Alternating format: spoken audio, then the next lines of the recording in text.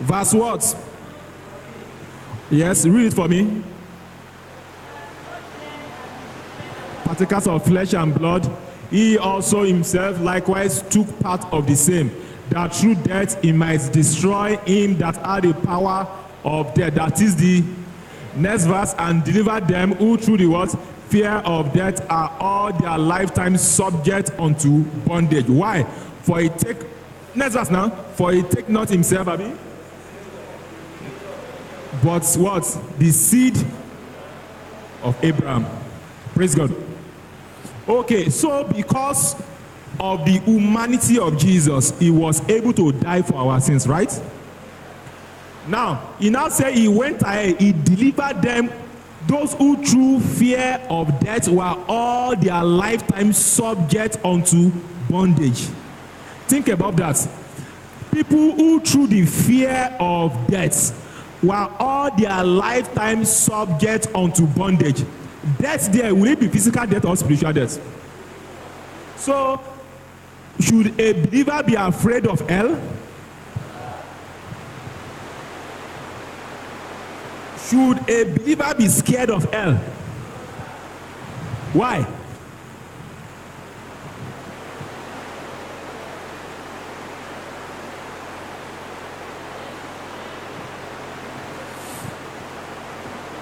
Open your with your Bible, everybody. Hebrews 2. Open it. Open it. Open it. Hebrews 2. Now that verse 14 says, for as much then as the children are partakers of flesh and blood, he also himself likewise took part of the same, that through death he might destroy him that had the power of death, that is the devil. Now verse 15, and deliver them who through the fear of death were all their lifetime subject unto the bondage. Now, how did he destroy the devil and his works? By his death. How do you think he will deliver the people who through their lifetime were subject unto bondage? How? Yes? How? Not just his resurrection. Something is there. How? How will he do it?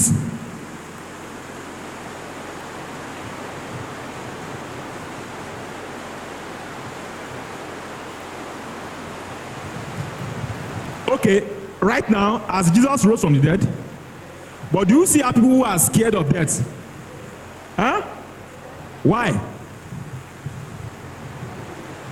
Sir? Unbelief, yes. Something is missing. Sir? Please, can you come to the floor? Let's maintain 1, 2, 3 rows. Thank you. Lady, come 1, 2, 3 rows. So that I can hear you. You said something, lack of what? Knowledge. So lack of knowledge will come from what? Lack of what? Preaching. So when they don't teach Jesus, what will happen? People will still be caged and captivated by the devil in their mind. So although Jesus had destroyed the work of the devil, we see our Christians who are scared of death. Why? Wrong teaching.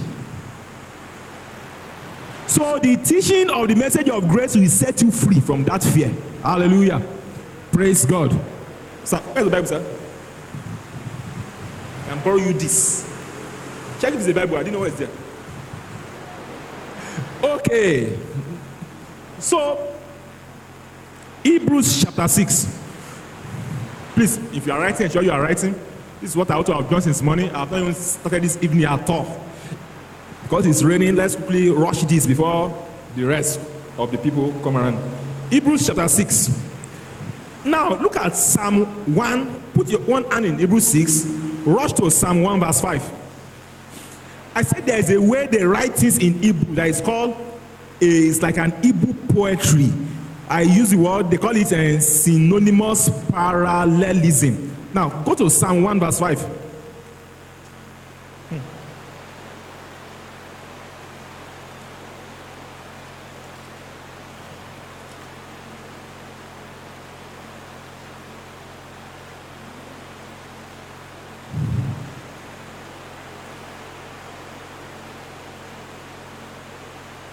Psalm 1.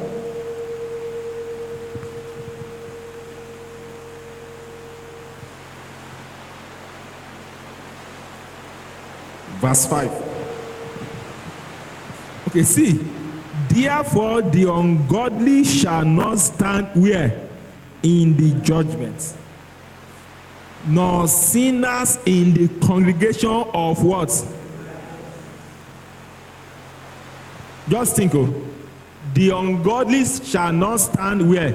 In judgment, and sinners shall not stand in the congregation of the righteous. You know, he's saying the same thing. You know, because the ungodly too is a sinner. So that's what we call, you can use two speech to communicate the same message. I can use two different types. It's called synonymous parallelism. It's a form of Hebrew poetry. So that means somebody can be using all manner of words, but is he trying to pass across the same message to you? Are you with me? Same message, all manner. Let me show you another one. Look at this. That should be Psalm 24. Psalm 24.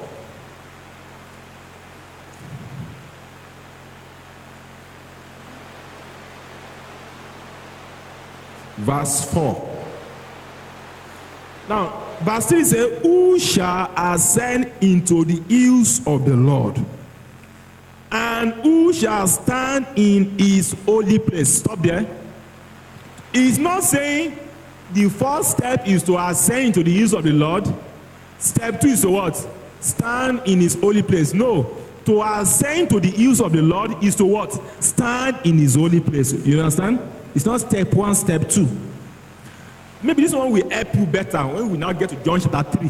When you talk about being born again, being born of the Spirit, being born of water, is not different things. That's the way they write in Hebrew.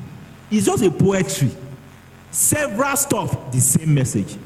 Now look at this place. Oh, that should be verse, next verse, verse 4.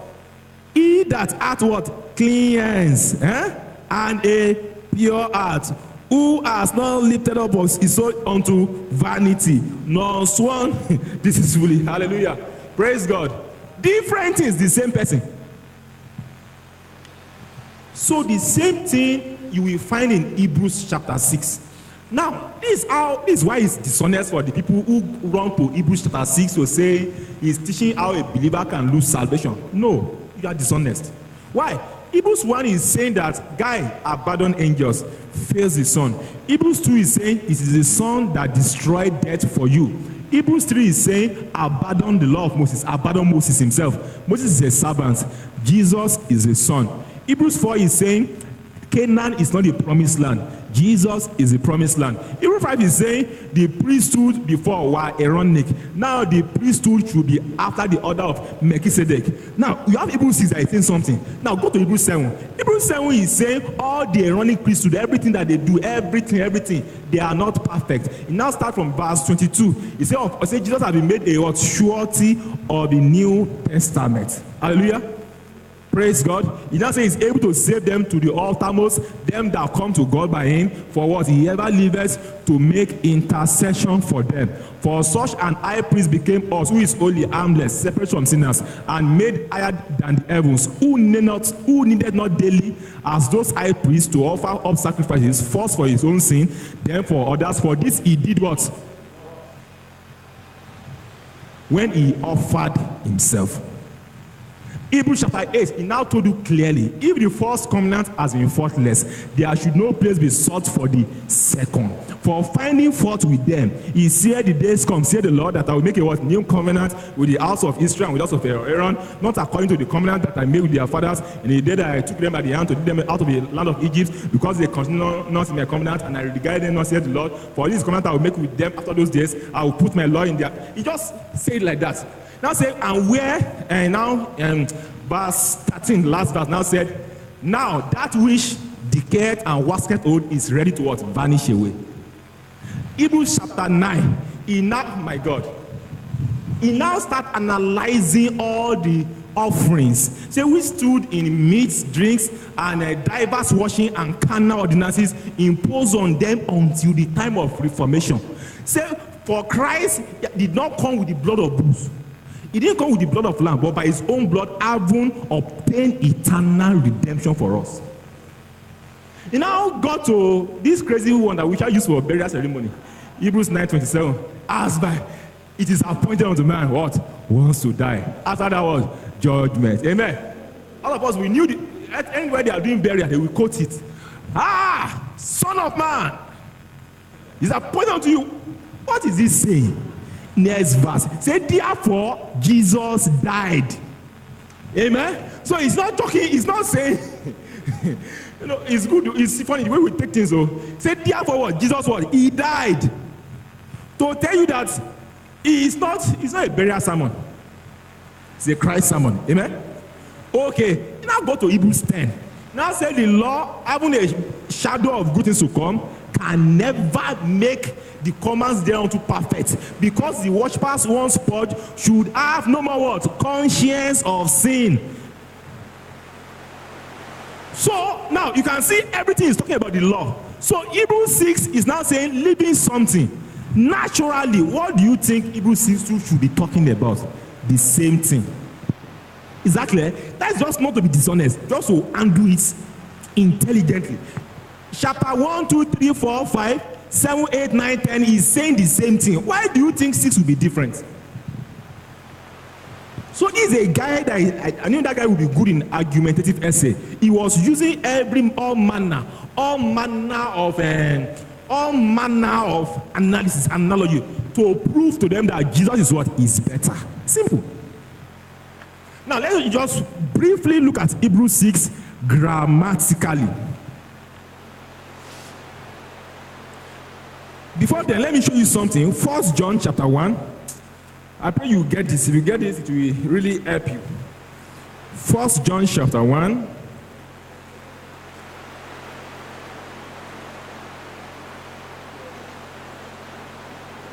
Hallelujah. In the 1 John chapter 1. Are you there? Are you there?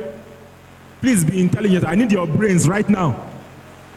Like, I need your brains right now.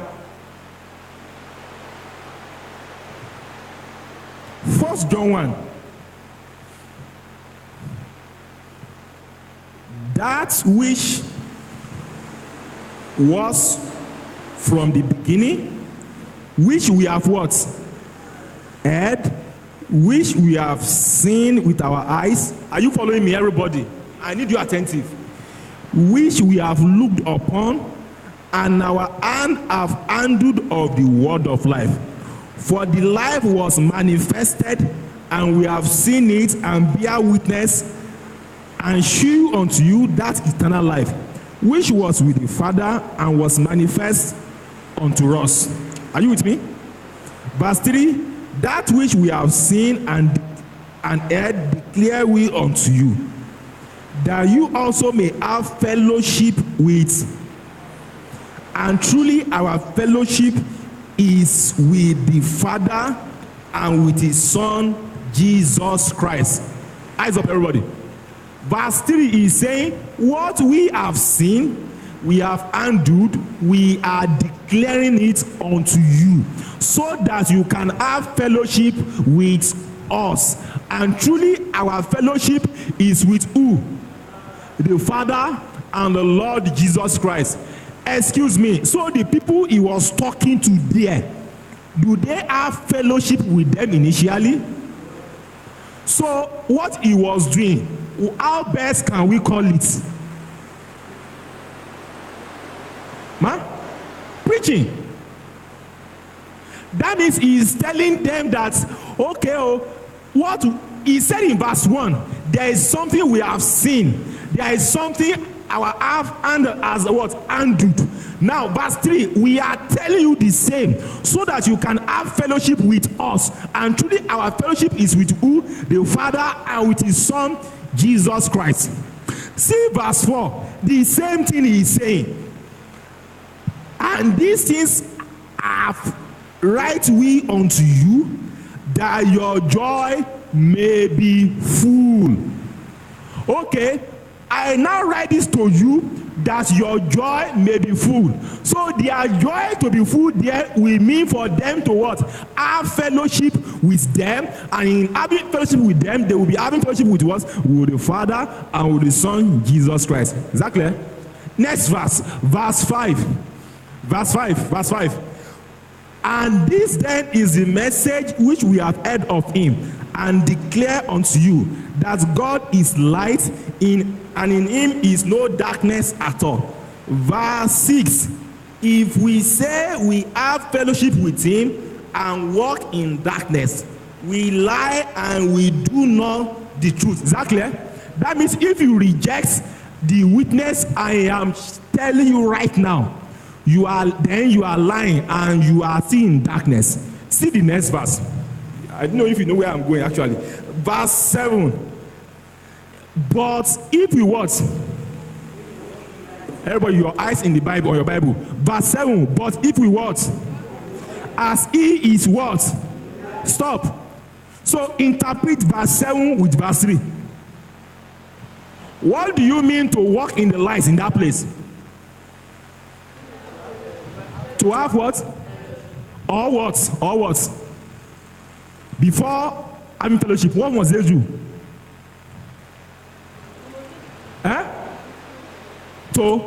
Yes.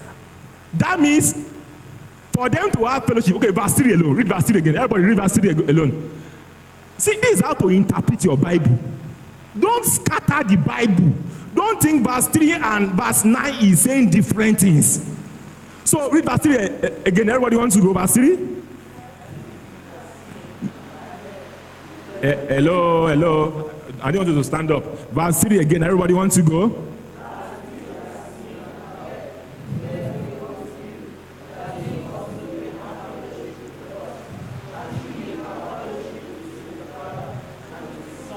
Stop. So verse 7 now says, if we walk in the light as he is in the light, we have fellowship. So to have fellowship will be to what? Walk in the light. To walk in the light will be to what? What do you say?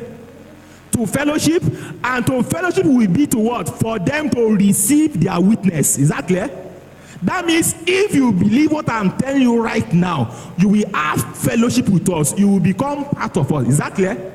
Now, so verse 7 is now saying, if we walk in the light as he is in the light, we have fellowship with one another, and the blood of Jesus Christ his Son does what? Cleanses us from what? All sin. That means if you receive this witness I am giving to you right now, your sins will be what? Automatically taken care of. Is that clear? Now see the next verse. Verse 8. Verse 8 now say, if we say we have no sin, we deceive ourselves, and the truth is not in us. Interpret verse 8 with verse 3 again. Everybody. Interpret verse 8 with verse 3. What will it mean for them now to say we have no sin in verse 8? Interpret with verse 3. Try. That means you did not receive the what? Witness. Is that clear? Okay. So if you don't receive the witness, if that means you are saying you have no sin, that means you are saying I don't need redemption. You are saying what Jesus did is not for me. Is that clear? So what did he say?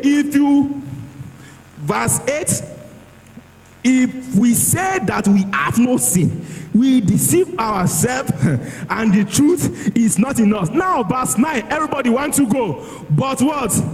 If we confess our sins, who is faithful and just to forgive us our sins and to cleanse us from all unrighteousness. Interpret verse 9 with verse 3 again. So what will it be for you to confess your sin in that place? To what? To receive the witness. Simple. It's not saying if I start saying polo. That is Bible interpretation. Just read. The same thing. Like if a lady writes a letter to you, I don't know who toast who in Asaba. Is it girl that toast boy or boy that toast girl? If a lady writes letter to you, you won't take sharp. You won't take no. This line 1, you are loving. How do? Verse 2 is for me. Verse 3 is for. Just read everything. Same mindset. So verse 9 could never have been if you are telling God every day, confessing your sin, confessing. It can never be that. Exactly. The same context, the same line of thought. Because if you now go to chapter 2, verse 1 and 2, what's there? My little children, this thing write I unto you that what? You sin not, and if any man sin, he should confess. We have an advocate with who? And with the righteous. Verse 2, yes, and he is a propitiation for our sins, not for us only, but also for the sins of the. Verse 12, 1 to go. I write unto you, little children, because your sins are forgiven when you confess them. When you confess them. Exactly. So it's simple. Like after you've gone to the Greek words used for the confession, homologia, all the stuff, just read without a mindset. The same way now, we are now going to read this book of Hebrews without a special mindset that you add when you are in Anglican and Catholic. Now, Hebrews 6.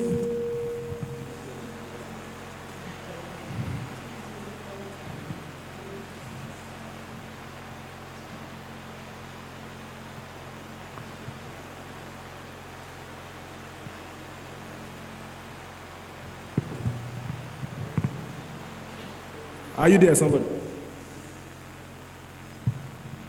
So, therefore, living the principles of the doctrine of Christ. Stop. If you have Bible, please write down these words. Just be fast. I won't spend much time on Greek word. The word living is the Greek word APHEMI. APHEMI. APHIEMI. It means to cause to expire, to abandon, or to send something away. Please, you need those definitions. To cause to expire. Living is not just live, it's like expire this thing. Send it away, abandon it. Like people on the seafront say, abandon the ship, abandon the ship. That means you have to disembark with so much urgency. So he's talking about something you are used to before. Living. Abandon it. Don't go there again. Something you have been doing before that you are now told to forsake. Is that clear? That's the word living there. Now, he said living the words. Not doctrine, the principles. The principles. Principles simply mean origin. Greek word A-R-C-H-E. Okay. It means the origin, the beginning, where it started from. Are you with me, somebody? Are you with me? See, even if you don't write down the Greek word, just write down, you need those meanings, please. Try to put them down, because I am teaching you this so that I'm not in Asaba, so you can be teaching others. They will come to you with this question. When you tell anybody that salvation is eternal, now the man that is born again does not go to hell, they will say, Hebrews 6, shut up. You know, there's a time, you know, say, what have Hebrews 6 verse 4? I say, what was Hebrews 10 verse 14? Okay, see, I want to be Hebrews chapter 10 verse 26. I say, what of Hebrews chapter 5 verse 9? He was able to mention like 5 places. Me, I quoted like 20 for him. So can you see now that you're not serious? Go ahead now.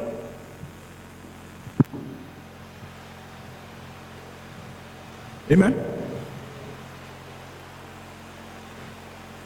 So, like that word principle there, it means the origin. Leaving the origin of the. Don't go.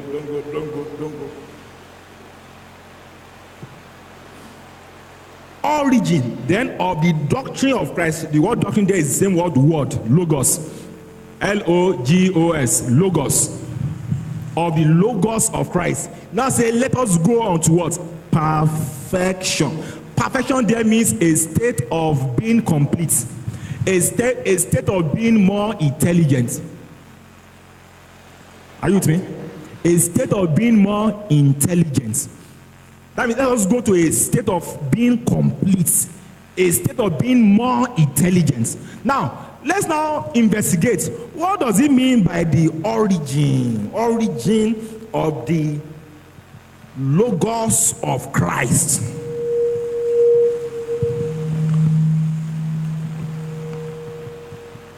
Okay, don't forget, it didn't say living Christ.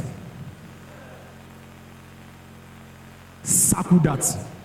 Some people will be saying, well, the Bible is saying we should live small things. Like what? Live salvation, live care. And face what? Let's face the core matters.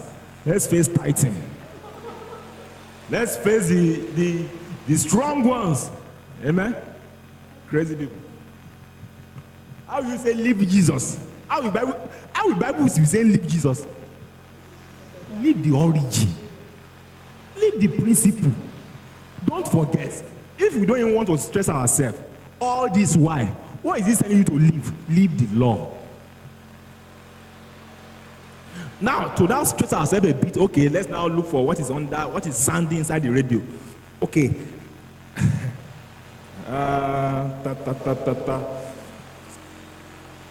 Now, the word oracle is there. Are you with me? Say, living the principles of the doctrine of Christ, let us go to perfection.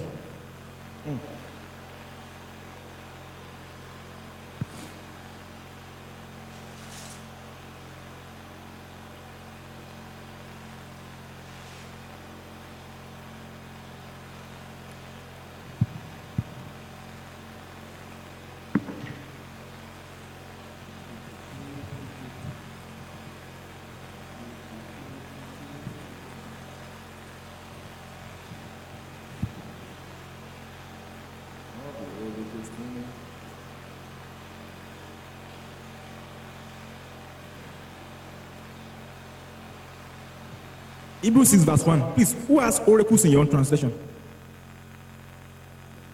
Hebrews 6 verse 1. Who have oracles? Check your translation. Check. Who has oracles there? I think there's a version that puts it as oracles. I'm looking for it right now.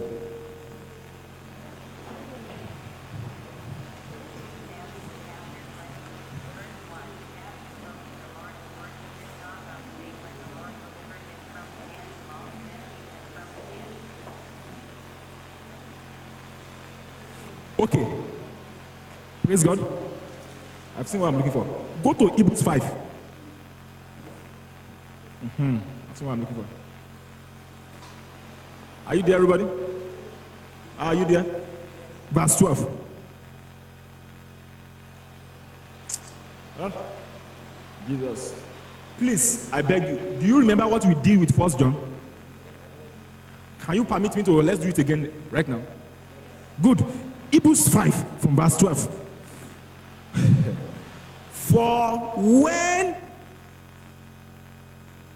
For the time you ought to be teachers, you have need that one teach you again, which be the first principles of the oracles of God.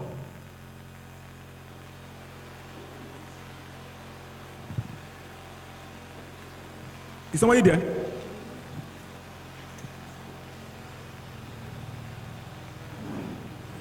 No, leave it. I want you to be blue.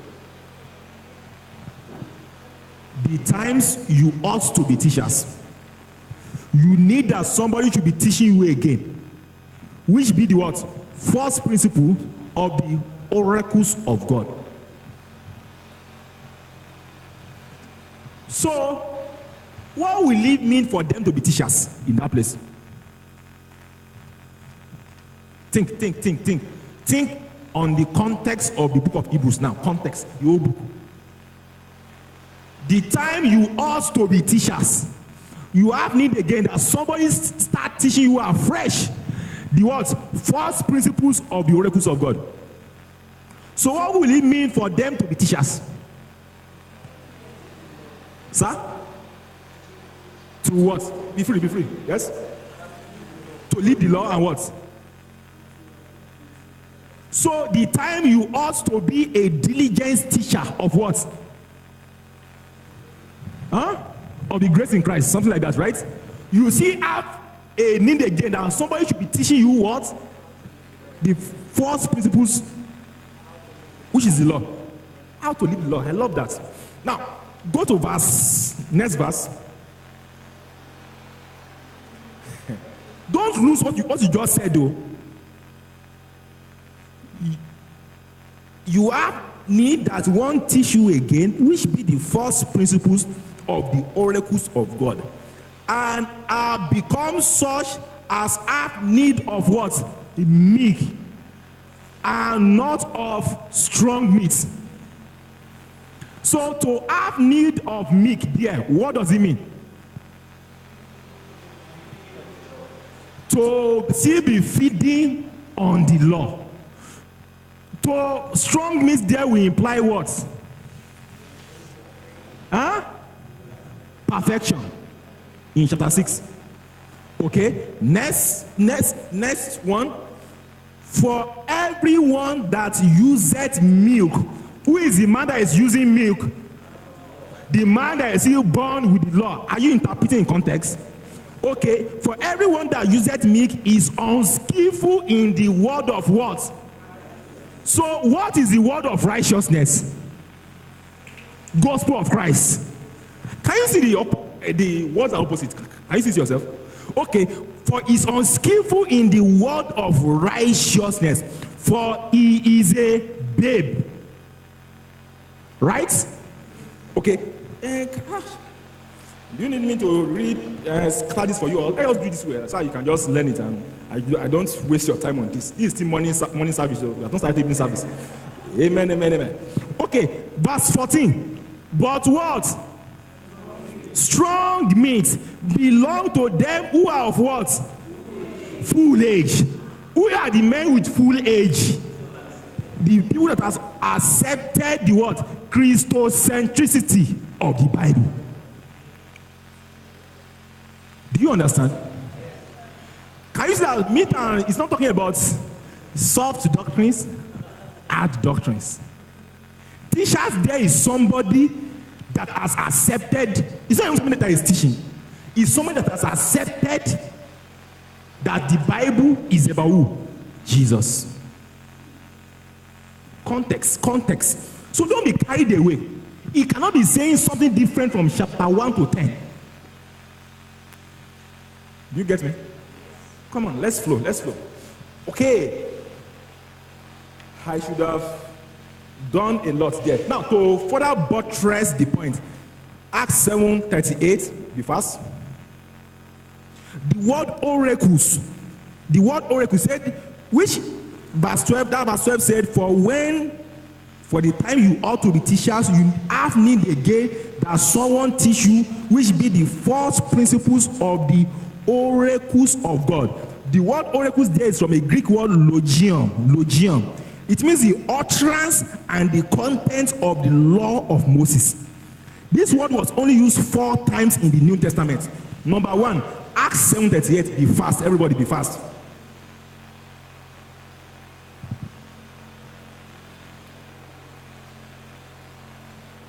Ralph, please come. Acts 7:38. Yes, come. Are you there? Acts 7 verse 38. Can we take it together? Everybody, 1, 2, go.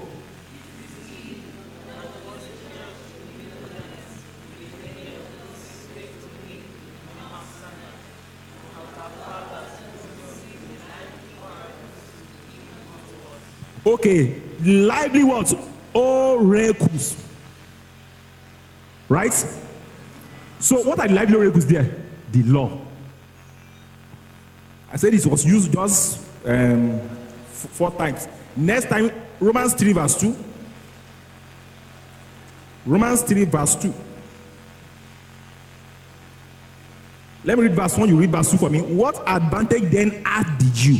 Or what profit is there of circumcision? Verse 2, everybody, yes?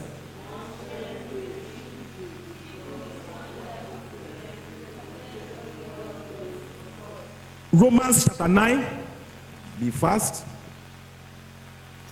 Romans chapter 9.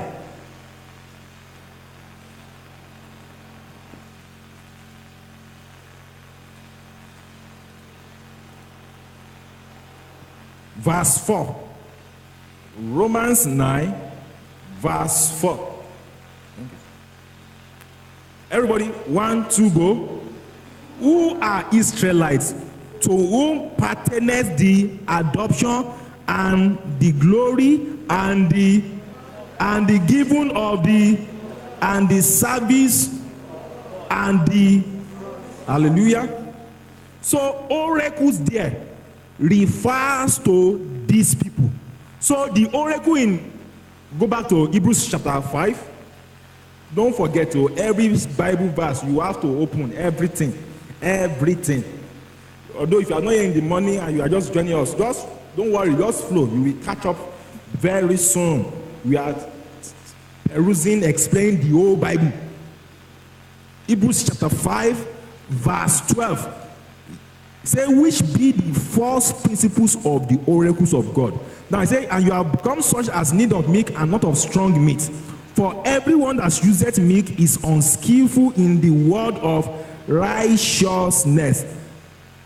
So, okay, word of righteousness. Go to Romans chapter 9. Word of righteousness. Romans 9, be fast. Verse 32 to 31. What is the opposite of word of righteousness? Verse 32. Wow, I wrote 32 to 31 in this place. That's serious. That should be 30 to 31.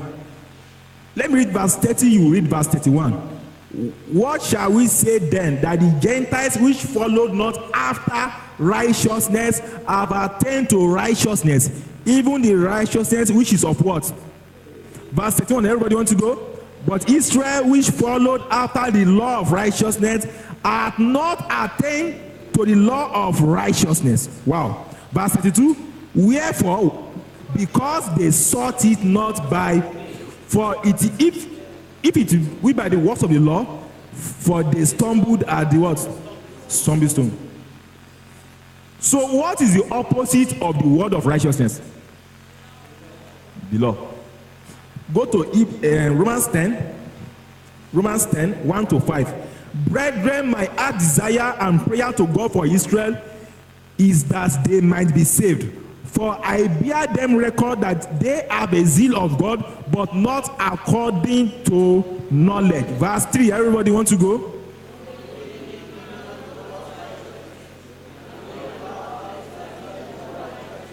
Have not submitted themselves unto the righteousness. Verse 4, for Christ is the end of the law for righteousness to everyone. Hallelujah. Verse 5, yes. For Moses described the righteousness which is of the law, that the man which doeth those things shall live by. Verse 6, but the righteousness which is of faith speaketh on this wise. Say not in thy heart, who shall ascend unto heaven, that is to bring Christ down from above 7, or who shall descend into the deep, that is to bring up Christ again from the dead. Verse 8, but what saith it? The word is near thee, even in thy mouth and in thy heart, that is the word of faith which we preach. Verse 9, for if thou shalt confess with thy mouth the Lord Jesus, and shalt believe in thy heart that God hath raised him from the dead, thou shalt be saved. For with the heart man believeth unto righteousness, and with the mouth confession is made unto 11. For the scripture says, whosoever believeth on him shall not be. Hallelujah. So what is the opposite of the word of righteousness? Word of the law. Go back to Hebrews chapter 5. No rest. You are too fresh. Shall be yourself. Fatty. Hebrews 5. So when now say in verse 13, for everyone that useth milk is unskillful in the word of righteousness. So from everywhere we have read, what is the another interpretation of using milk? To what? To be addicted to the law. Is that clear? Explaining Bible with Bible. So this way is not talking about there are some Christians that are still eating milk, drinking fuso cream, golden more. Then there are some Christians that they are already eating what? Pomo, bone, biscuit bone, strong one. Amen? Okay. So he now said in chapter 6 verse 1, therefore, don't forget, when these things were written initially, there are no chapters and verses. It is the translators that puts chapters and verses so that it can be easy for people like us to read. How have you read things fall apart? Should have just been like that. That should have just been something like amen, amen. Then all of us will now be Muslims today. But you see in verses, people are not reading. So they tried. They did us some good things. Although doctrinally it's not too perfect. So chapter 6 verse 1. Therefore, leaving the principles, origin of the doctrine of Christ.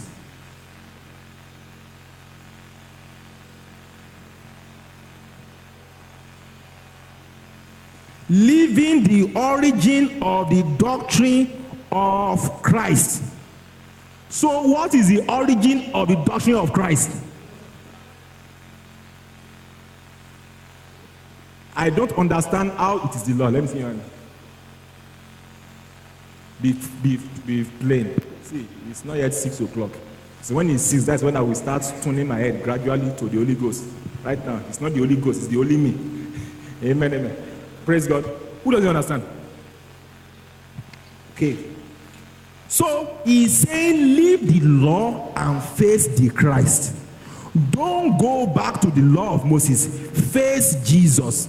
Let me just show you from the same book how he was saying this and the parallel in other books. Hebrews 2:2-5.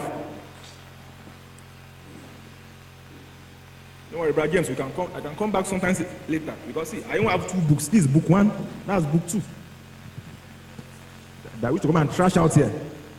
Amen, amen. Hebrews 2. For if the word spoken by angels, verse 2, was steadfast, and every transgression and disobedience received a just recompense of reward, how shall we escape if we neglect so great salvation, which at the first began to be spoken by the Lord, and was confirmed unto us by them that heard him?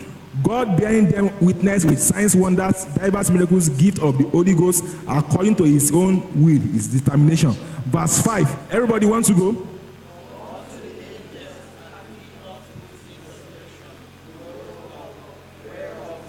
So now go to Galatians 3 verse 19. Why did he speak of angels there? I've read this before. See it again. Galatians 3 verse 19. He said, wherefore then served the law? It was added because of transgressions, till the seed should come in, to whom it was promised. Promise was made. It was ordained by who? Angels in the hand of a what? Mediator. Okay, go to Hebrews 2 verse 15. Be fast. Hebrews 2 verse 15. Hebrews 2 verse 15. And deliver them who through the fear of death were all their lifetime subject to bondage. Hallelujah. He delivered them who through their lifetime were subject to bondage. Go back to Galatians 3. Be fast. Be writing down this scripture. Be writing. Guys, emoji. Be writing. Be writing. Galatians 3. Verse 12. Let's take this one together. Galatians 3. Verse 12. 1, 2, go. And the law is not of faith, but the man that dwells them shall live in them. Verse 13.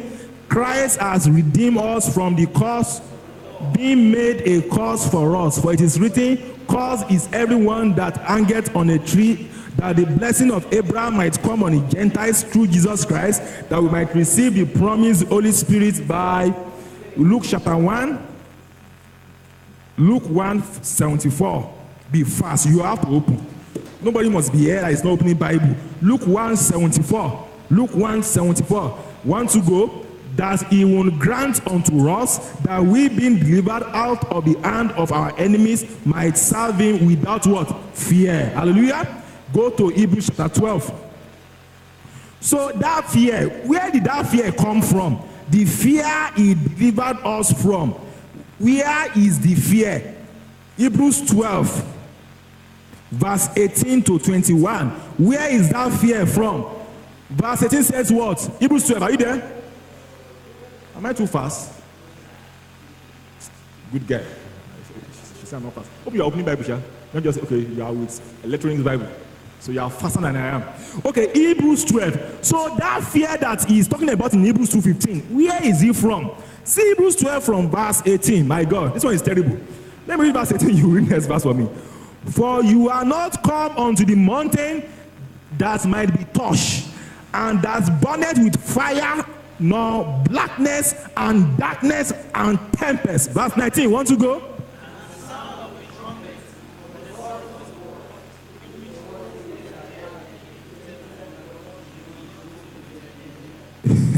20. For they could not endure that which was commanded. And if so much as a beast touch the mountain, it shall be stoned or thrust through with a dart. 21. We want to go? Yes. And so terrible sight thereof that Moses said, I exceedingly fear and what? Hallelujah. So even Moses the lawgiver, when he saw the law coming, so he now said in Hebrews 2:15, I came to deliver you from that fear of death. Talking about the same law. Are you with me? Are you with me? Now, if you want to just enjoy yourself, you just read the next thing in this Hebrews. Woo! Hallelujah. Praise God. Eyes on your Bible, eyes on your Bible. Verse 22. Everybody want to go? But you are come unto the city, the heavenly, to the innumerable company of what? To the general assembly and the church of the firstborn, which are written where? And to God the judge of all, and to the spirit of just men made. 24. And to Jesus the mediator, and to the blood of sprinkling that speaketh better things. Hallelujah. Hebrews chapter 3. Just open Bible. If you are opening Bible, you will be blessed. Just don't worry. That's all you need to do. Just follow me. Hebrews 3 verse 3. Even in my church, I've not done this for them before. I know they will be jealous when they see this video. Hebrews 3 verse 3. For this man was counted worthy of more glory than who? Inasmuch as he who had builded the house hath more honor than the house. Are you there? Okay. Hebrews chapter. No, my Bible is closing. My notes want to go. So that is Hebrews chapter 3 verse 3. Counted worthy of more glory than Moses. Why did he use the word Moses here? Go to John 1:17. Why did he use the word Moses there? Is it because Moses is a bad man or something? No. John 1:17. Everybody, 1, 2, go. For the words, the law was given by, but grace and truth came by Jesus. Go back to Hebrews chapter 4, verse 10.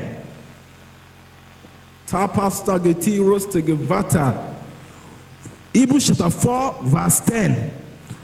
For he that is entered into his rest, he also had ceased from his own works, as God did from his. Hallelujah. Praise God. Now, to understand what he's talking about here, go to John 6. Which rest? which works must you cease from? Don't forget, he that has entered into his rest has ceased from his own works. John chapter 6. Be fast. Open the Bible. Open the Bible. I love when you open. Don't worry, by this time tomorrow I would have left you alone. Your soul will be free from the grip of this tall boy standing before you. Whatever you call it. Verse 28. John 6:28. Then said they unto him, what shall we do that we might walk the works of God? 29. Jesus answered and said unto them, this is the work of God, that you what? Believe in him whom he has sent. Hallelujah. For you to understand what they are saying before. Now everybody read verse 32 again. 32 again. Want to go? Then Jesus said unto them, very, very, I say unto you, Moses gave you not that bread from heaven, but my Father giveth you the true bread from heaven. Hebrews chapter 7. So they are looking for works after Moses. Now Hebrews 7 verse 11. Just be reading. I'm sure you are reading. Don't stop reading. Hebrews 7 verse 11 to 12. Child, let me read verse 11, you read 12 for me. If therefore perfection were by the Levitical priesthood, for under it people received the law, what further need was there that another priest should rise after the order of Melchizedek and not after the order of Aaron? Verse 12, want to go? A change also of what? Of the law. Go to verse 26. Okay, let me read from verse 22. You read from 26 for me. 22 says, by so much was Jesus made a surety of a better testament, that and they truly were many priests, because they were not suffered to continue by reason of death. But this man, because he continued forever, has an unchangeable priesthood. Wherefore he is able also to save them to the uttermost that come to God by him, seeing he ever was lived to make intercession for them. Verse 26. Everybody wants to go? For such an high priest became us, who is holy, harmless, undefiled, separate from sinners, and made higher than the heavens. Verse 27, who needed not daily, as those high priests, to offer up sacrifice, first for his own sin, and then for the people's. For this he did how many times? When he offered 28. Yes, want to go? For the what? For the what? Law maketh men high priests which have infirmity, but the word of oath which was since the law maketh the Son who is consecrated forever. Hallelujah. Hebrews chapter 8 verse 7 to 9.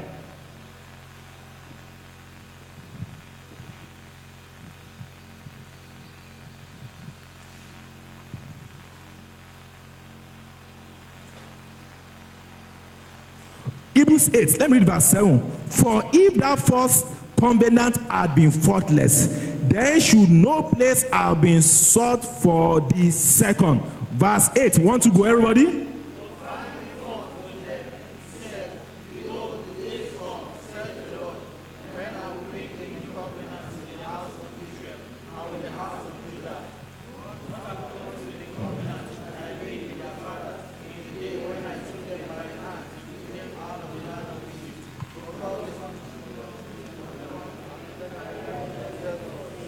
Hallelujah.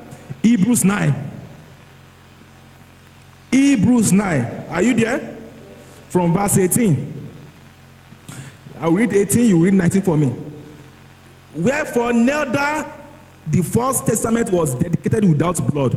For 19 years again, for when Moses has spoken every precept to all the people according to the law, he took the blood of calves and of goats and of scarlet wood and hyssop, and sprinkled both the book and all the people, saying, this is the blood of the testament which God hath enjoined you. 21, moreover he sprinkled with blood both the tabernacle and all the vessels of ministry. 22, and almost all things were by the law poured with blood, and without shedding of blood is no. 23, it was therefore necessary that the pattern of things should be purified with this, but the heavenly things themselves with better sacrifice than this. 24. For Christ is not come enter into a place made with hands, which are the figures of the true, but into heaven itself, now to appear in the presence of God for us. 25. Nor yes, that he should offer himself as often as those high priests entereth into the holy place every year with the blood of others. 26. For them was he suffered since the beginning of the world. But now once in the end of the world, as he appeared once. Hallelujah. 27. Yes. And that is appointed unto men once to die after this judgment. So Christ was once offered to bear the sins of many, and unto them that look for him shall he appear. Hallelujah. So if somebody just asks you, what is the theme of the book of Hebrews?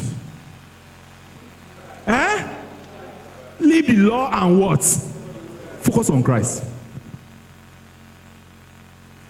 Leave the law, focus on Christ.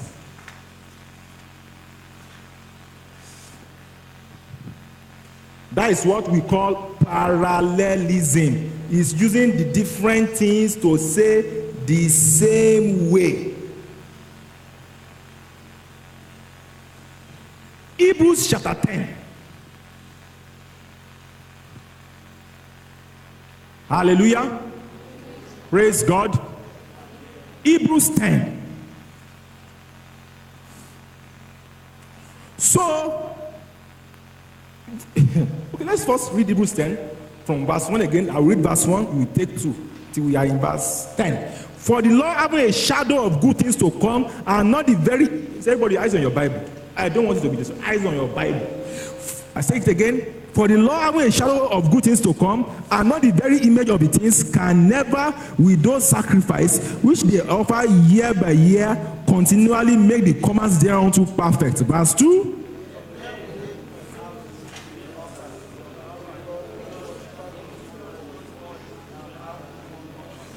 Please, I want you to read and read like you are reading. Verse 3, let me read now. But in those sacrifices there is a remembrance again made of sin every year. Verse 4.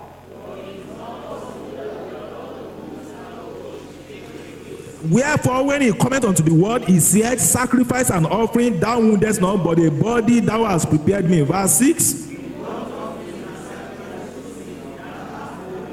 Then said I, lo, I come in the volume of the book. It is written of me to do thy will, O God. Verse 8, loudly, yes.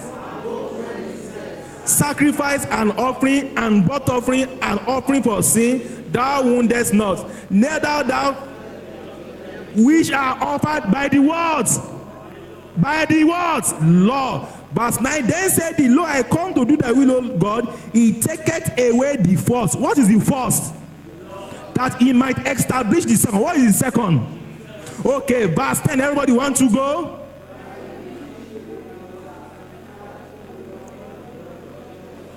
Once and for all. Hallelujah. Praise God. So, Hebrews 10, verse 26. Unless your head has been kept in the calabash of, who is the juju man close to in your is it Peter Doshi or unless what's the name of this our old Igbo films, those are Jesus, I'm born again. Child, you go to all those times. Remember, I don't watch all this new Ramsey Noah Ralph like movie. Love, no, the real one. Amen, amen. Kai, all those Izakaba, Zaga. Oh. You guys, you have lost the glory. Yeah? You have lost it. Seriously. Gone are the days. No more film now. What are you doing? I love you, I love you. Go. Now, Hebrews 10, verse 26. Unless your brain is kept somewhere, since, read 26. Everybody, want to go? If you want, sin willfully. After we have received the words, there remaineth what? Please, what will the sin there mean? To what? Go back to the law.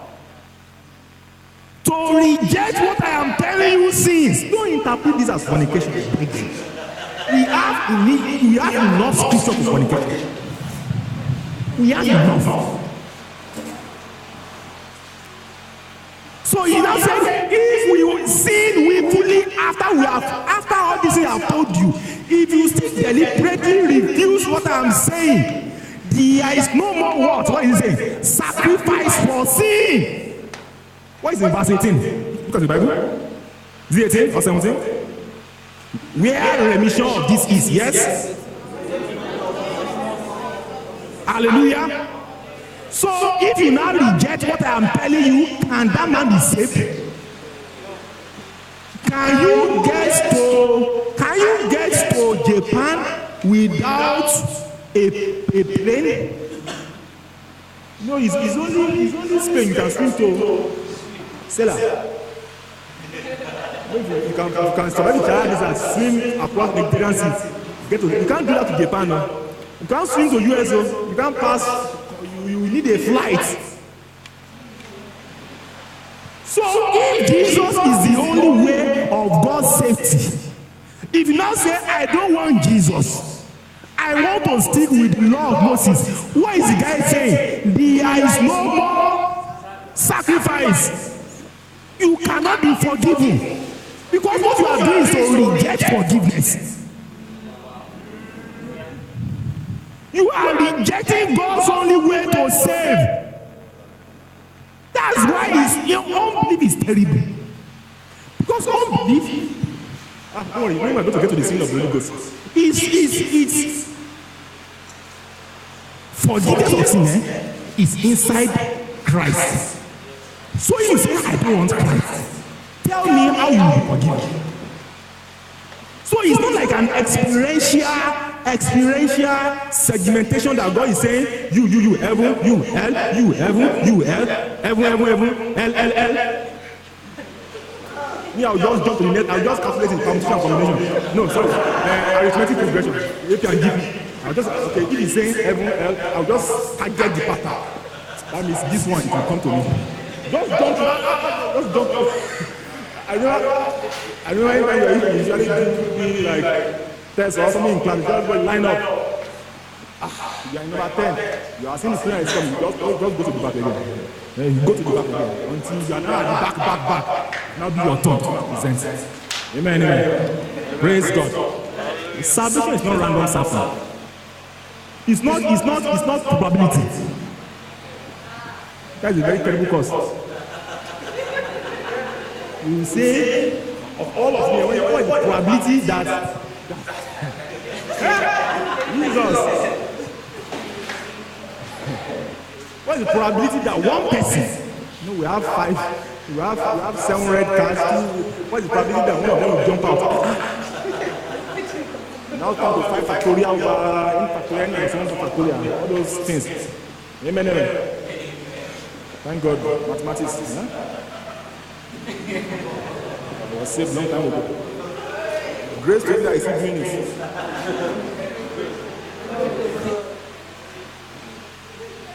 So now I'm not even trying to explain this 10 so much, but let me just go through it briefly. Are you there? 26. 27 now says, but a fearful looking for judgment and fiery indignation we shall devour the adversary. 28. He that despised Moses' law died without mercy under 2 or 3 witnesses. Verse 29. Please, just follow me as I will be reading this one. Don't read your version, read my version. Of who how much sore punishment suppose ye shall be thought worthy of, who are trodden under the foot the Son of God, and has counted the blood of the covenant which Jesus uses to sanctify an unholy thing, and has done despite unto the Spirit of grace. I did something there. Did you see it? Did you see it?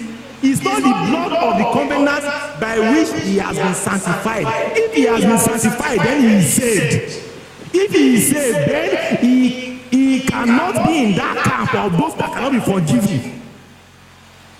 So it's like I don't let me not go. I have a full video on it on YouTube also. You can go there and find it. So it's like the unbeliever is counting the blood of the covenant that Jesus uses to sanctify. It's not the blood of the covenant wherewith he was sanctified. He is not yet sanctified. That's why it's in unbelief. Amen? Most people do some stuff on Facebook that, well, you can be sanctified and you're not saved. Don't mind all those things. There's nothing like that. Nothing like that. Let me not go to details. Blood. Okay. How will Jesus save a sinner? He will shed his blood. Abi? So if you say, I don't want the blood, forgiveness. So the guy is saying, blood. What is the blood of Jesus? I don't need that one. Then that's your cup of tea. Amen? Praise God. Say, and he has done despite unto the what? Spirit of grace. Why is he sinning against the Holy Ghost? We'll get there very soon. Praise God. Hallelujah. So Hebrews 10 from 28 is talking about the man that was rejects salvation. Exactly.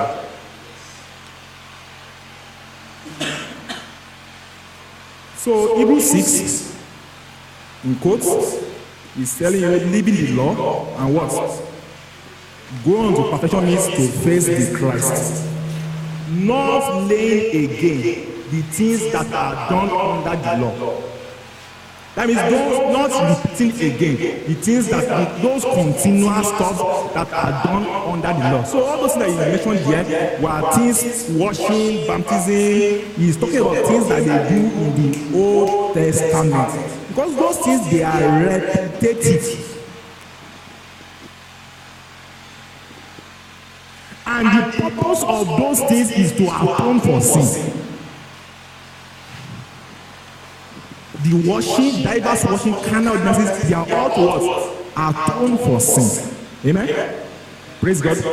So once the sacrifice has been offered, there is no more need to atone for sin. Let me spare you of the Greek word. Now, are you in Hebrews 6? Okay. So. Don't get tired. It's me and you today. Today. Say that. If you don't know what I'm talking about, please don't know.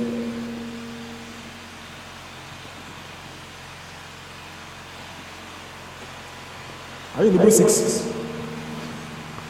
So he says, not of the doctrine of baptism then is washing, of laying on of hands. See, amen? Are you with me? Laying on of hands there is not talking about laying on of hands in church. Don't forget. He says you leave these things. Amen? Say you leave them. So this laying on of hands, what do you think it means? Justice.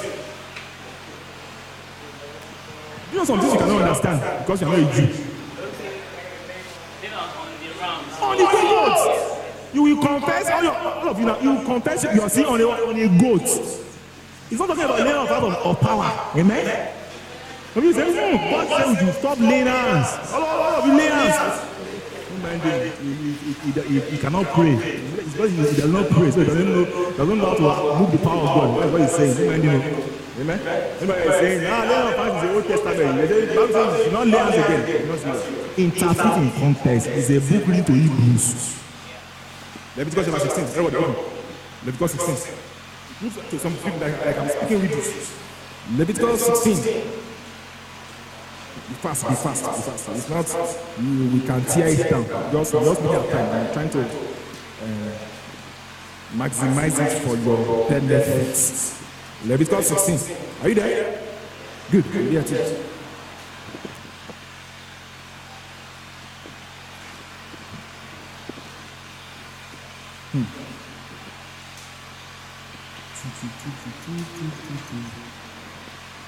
You can look for the person I'm looking for. It's there.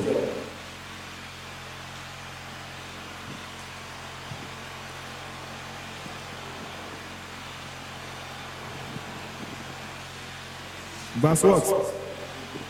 15? 21. Are you sure? Okay, this one is better. 21 is better. Everything says the same thing anyway. 21. Everybody, 21. Want to go?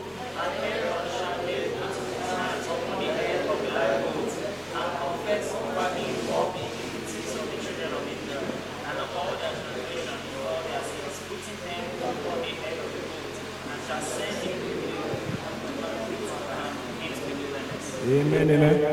So that is your laying of hands. It's not on human being, it's on goat. Oh God, no, that is an announcement that the day of atonement. What a sweet story. Talk the speech of Jesus, what he will do, what he has done. Amen? Okay, so you now said of resurrection of the dead, eternal judgment. This resurrection of the dead is not talking about your own resurrection. This is talking about those Sadducees that don't believe in resurrection and of eternal judgment. Verse 3, sorry for the way verse 3 is rendered. Let me not go into details. This we will do if God permits. Think about it. This we will still do if God permits. Why is this book written? To tell them to stop doing it. How will you tell them again? We are going to continue later if God says to. How will God permit? God will send another Jesus. In the proper area, this means this we did when God permitted. It's not future tense, it's past. Leave that anyway. Now, verse 4. This is main issue. Are you there? For it is what? Impossible. It is what? Impossible. It's simple, okay? This is impossible, Abi. So let's see what is impossible. It is impossible for who? For it is impossible for those now who are once enlightened. Number 1, tasted of the Holy Ghost. 2, partakers of the Holy Ghost. Tasted the good word of God and the powers of the age to come. Who is that, please? A Christian, right? No. Think. Amen? That's a Christian. Wait. It's a Christian. But I will show you the impossibility. It's impossible. See, those are serious. For those who have what? Number 1, enlightened. That one means illumination. That's what happens to you when you are born again. Number 2, heavenly gift. What's the heavenly gift? It's the Holy Ghost now. Number 3, yes? Partaker with the Holy Ghost. That's strong. Partaker means you have associated with him. It's not just like they had in the Old Testament. It's you. Yes, verse? Yes? See that one good. That's all about your piece of the grace of God. Yes? And the powers of the ages to come. Hallelujah. Now, so everything you are seeing there, just bracket it. Bracket open, bracket close. Amen? It is impossible for a Christian. You done? Are you with me? I say bracket verse 4 and verse 5. So let's use this way. For it is impossible for a Christian. Verse 6, yes? Stop again. Verse 4, for it is impossible for a Christian, yes, verse 6, to renew them again unto what? Stop, what did you say? It is impossible for a Christian, if he falls away, to renew him again unto what? Repentance. That is saying, what? A man is a Christian, there are 2 possibilities. It is either once you have one sin, you sin after salvation, you cannot see God again. You cannot ask for forgiveness again. You cannot come back to salvation again. You cannot be atoned for again. Or once you are saved, you refuse to fall away. So it is either one sin after salvation, forever damned, or one saved, forever what? It is impossible, see it again, for a Christian if he falls away. What is the priority here? To renew. To renew his salvation. Why? See it. To renew a Christian salvation will be to what? Re-crucify Jesus the second time. Can Jesus be crucified again? Now, think about it. Right now, if we just come to this place again now, and we start bringing animal, ram, atonement, day of atonement, this, let's bring our tabernacle, Moses, brazen altar, everything.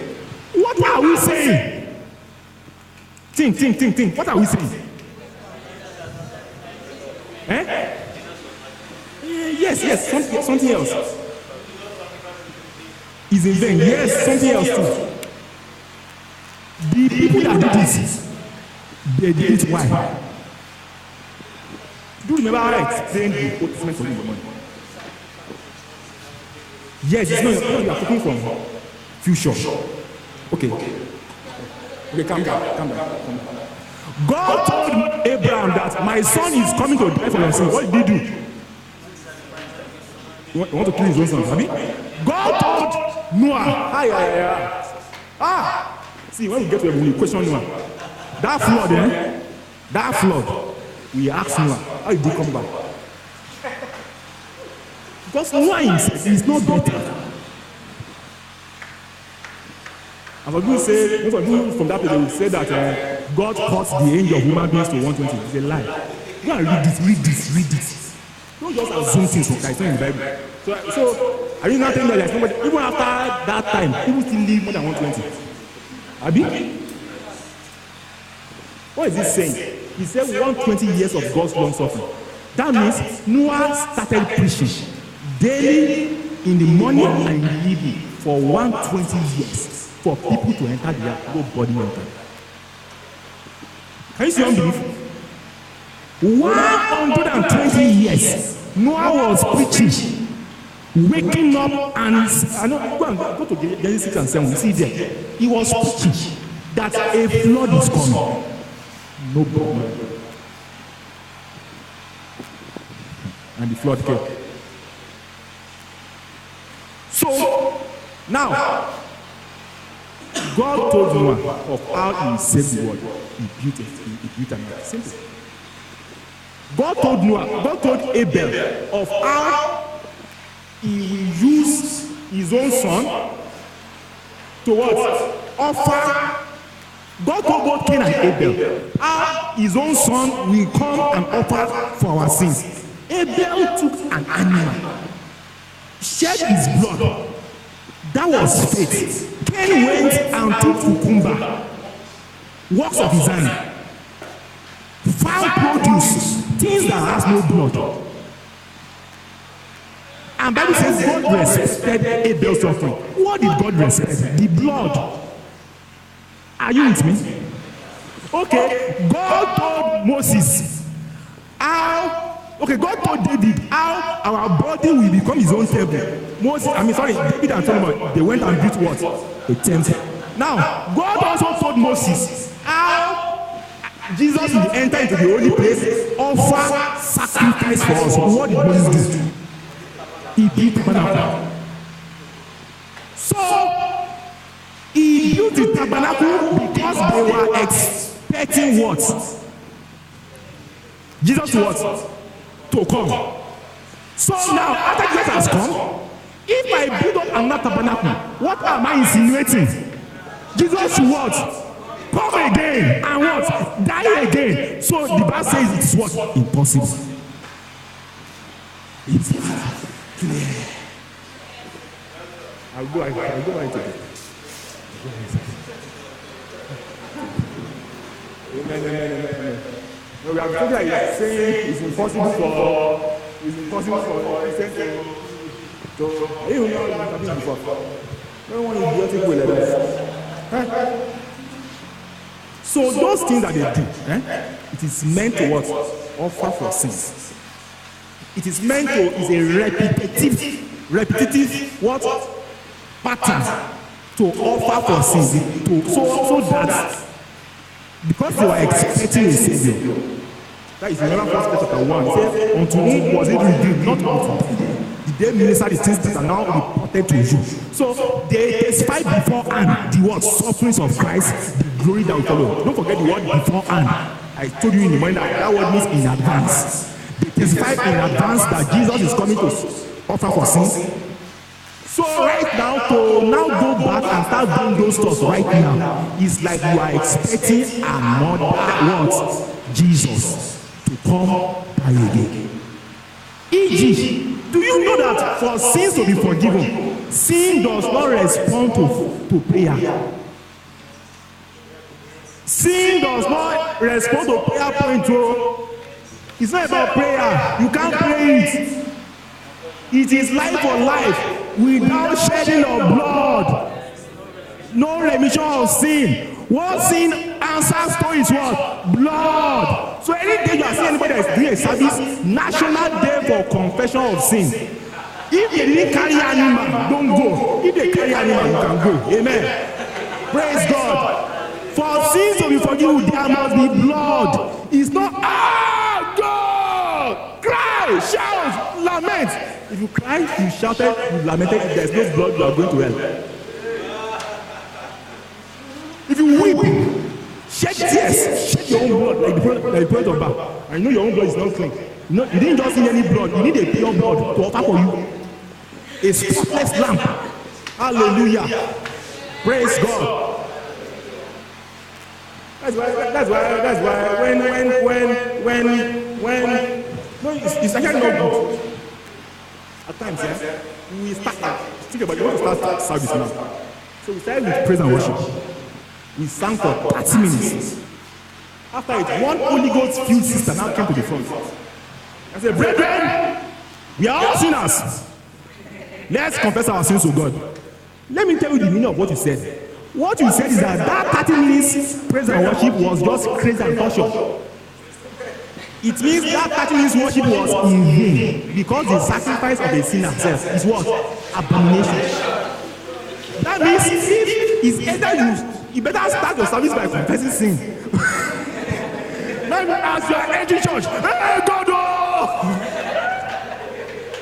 And I will not ask you for that. Why do you need to get to church before you confess? Amen, amen, amen. Say by one offering, I have been perfected forever. Say if I check my pocket right now, I have a package inside. It is called the forgiveness of sin. You have. How do you have your phone? Let me see your hand. Sir, do you have your phone? If I ask you, do you have your phone? Will you say, by the grace of God, I have your phone? Is that what you will say? What will you say? I have your phone.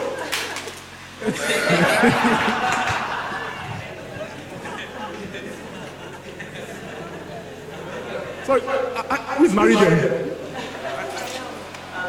You are. Amen, amen. So, okay, thank you, Daddy. Daddy, if I ask, do you have your wife? What will you say, sir? You understand? You say, well, by the special grace of God.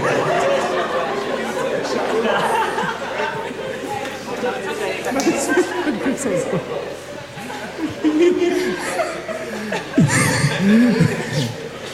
That means that by the special grace of God is unbelief. Although you are saying grace of God, but it's in unbelief. He says by the special grace of God.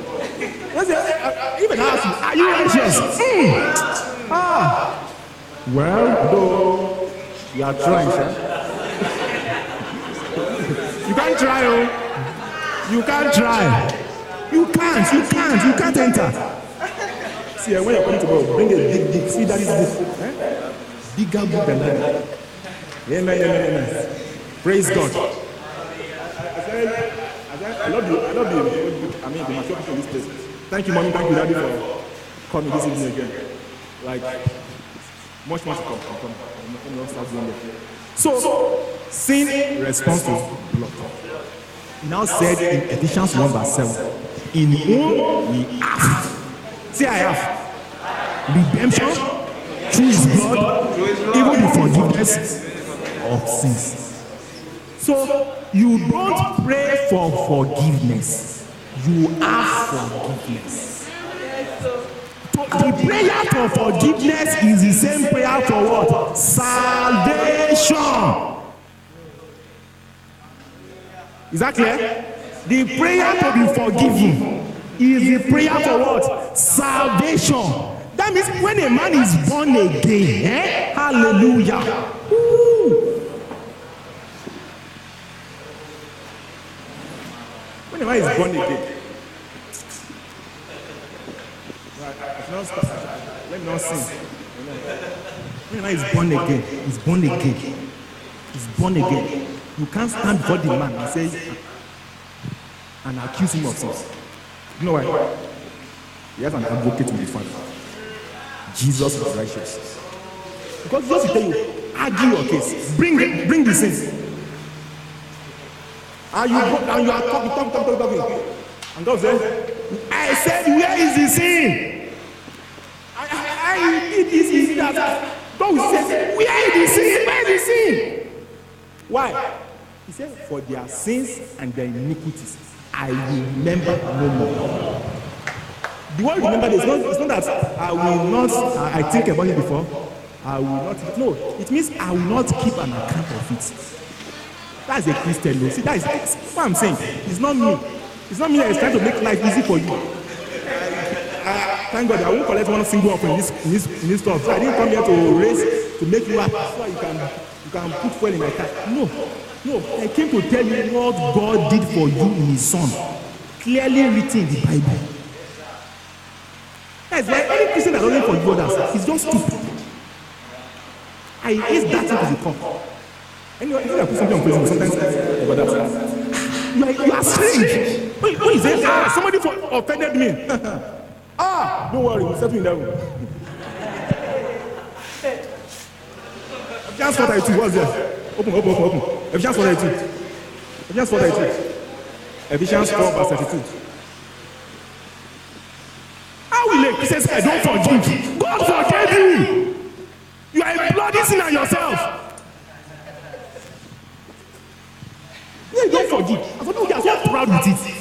Say me, my grandfather doesn't forgive. My own father doesn't forgive. And me too, I don't forgive. Generational forgiveness. What's that? We don't forgive our family. No, stupid family is that. You are in a new family. Hallelujah. Ephesians 3 verse 16, in whom the whole family in heaven and earth is named. Christ Jesus. So I told you yesterday, it was in my church. I was saying, if somebody is saying, what is your name? Your name is this book. It's not in this book of life. So wait. Don't search for love. Search for Christ. I am in Christ. Amen. Praise God. Don't look for your name in the book of life. Look for Jesus there. Simple. How are you describing yourself? Is your name in the book of life?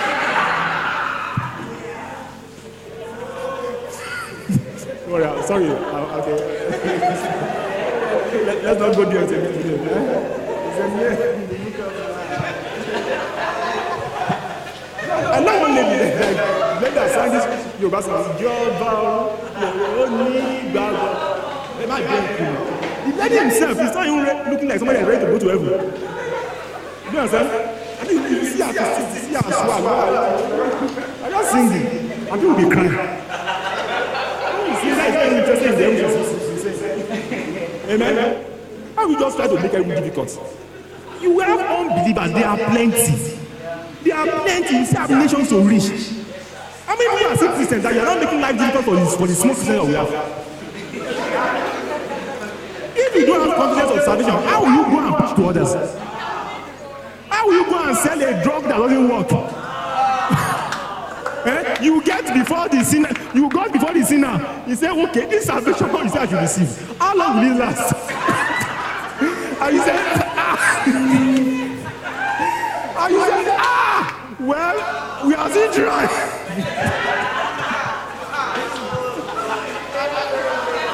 And you say, well, me, I lost my own 5 years ago. I got it again. Even right now, I'm not even sure if it's yes. What would the unbeliever say? Take your salvation and go. At least, I know that my own Muhammad said if I pray 5 times a day, it is sure that they will enter their journal, which is empty Greek word as well fire. Say that. You didn't get what I just said. I sent Arabic word for hellfire. Amen. Because there's only one God and one mediator between God and man, the man Christ Jesus. one God, one mediator, one single, one mediator. So if you are saying part of the Nigeria where Christians, Muslims, even idol worshippers, we are all serving the same God in different ways. I am the way, I am the what? Destination, life. So it's not that you will enter Jesus, you just say, let's go to the Father. Follow me. If you miss your step, you're in soup. I am the life.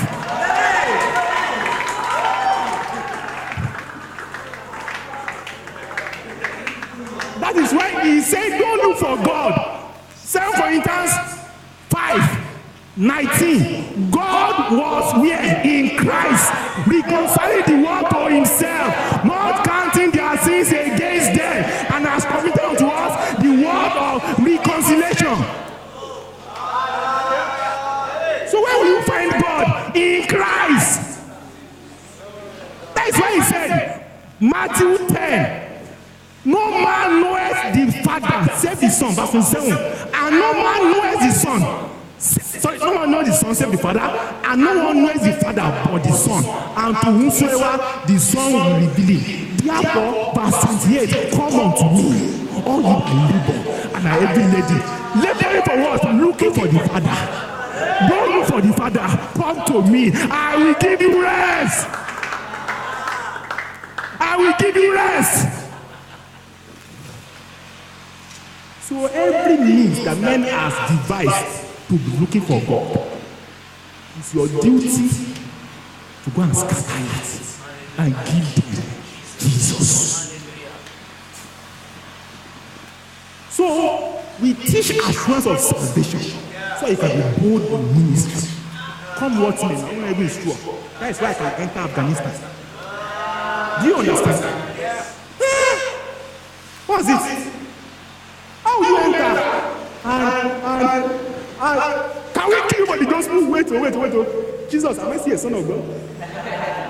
Amen. Don't forget, the Bible says, when you are pastoring in one city, flee to another. That's what I'm not saying you go and die anywhere. I'm simply saying, we are bold to preach. Why? Salvation is sure. Heaven is sure. It's not for ability. What we labor for is rewarding them. It's not to enter heaven. Praise God. Everything I say right now is what I've sworn I will not say. Amen. So Hebrews chapter 6. He's saying if a man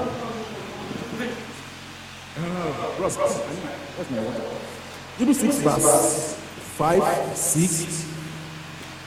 Seeing they crucified to themselves the Son of God afresh, and what? Put him to an open shame. But later in verse 9, that's a but beloved. Verse 9, everybody want to go? And the things that accompany salvation, though we does speak. Hallelujah. So he's saying we are persuaded of better things concerning you, and things that what accompany salvation, although we speak like this. That means the believer does not fall away. Hallelujah. Don't forget, the falling away there is if. So it's impossible for the believer, if he falls away, to renew again. That means if a believer falls away, if one falls away, forget it. Because once you fall away, you need another Jesus to die for you again. Amen? Is that clear? Is that clear? That's what it is. Hebrews 10 is saying, the man that sees everything I'm saying rejects it. For him, there is no more sacrifice of sins.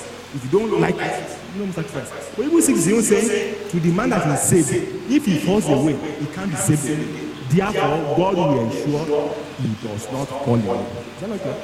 John 10, everybody. John 10.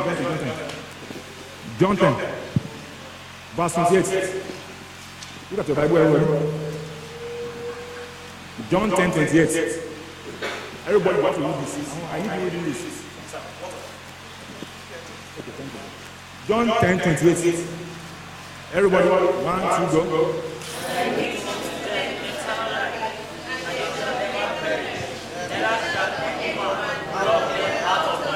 In case that is not enough for you, verse 29, yes?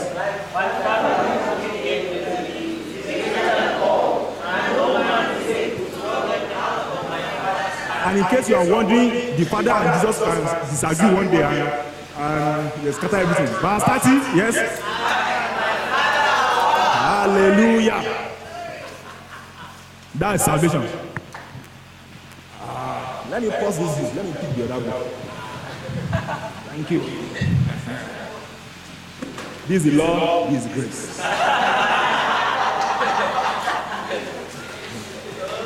Amen. Now, let me just teach you something briefly about unbelief.